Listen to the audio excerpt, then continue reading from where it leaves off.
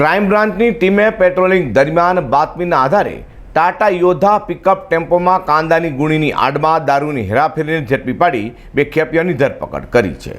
Crime બ્રાન્ચનો staff પેટ્રોલિંગમાં હતો ત્યારે પોલીસે બાતમીના આધારે કાપોદ્રાના વરાછા રોડ પર કામરેજથી આવતા રસ્તે સીમાડા નાકા પાસે વોચ ગોઠવી હતી। ત્યાંથી પસાર થનારા ટાટા યોદ્ધા પિકઅપ ટેમ્પાને આંતર્યો હતો અને ટેમ્પામાં સવાર વિશાલ વરાડે તથા કરણસિંહ ખરવડની અટકાયત કરી ટેમ્પાને ઝડપી લીધી હતી, જેમાંથી કાંદાની ગુણોની આડમાં ઘૂસડવામાં આવી રહેલા દારૂના જથ્થાને ઝડપી પાડ્યો હતો। પોલીસે વિદેશી દારૂનો 3,51,000થી વધુનો માલ મુદ્દામાલ સાથે ટેમ્પા અને કાંદા તથા મોબાઈલ ફોન સહિત મતામળી 10,52,000થી વધુની મતા કબજે કરી છે।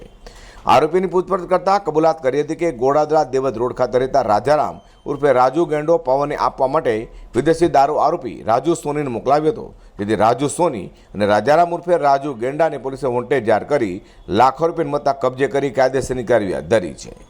અઝર કુર્સી સાથે પ્રકાશવાળા।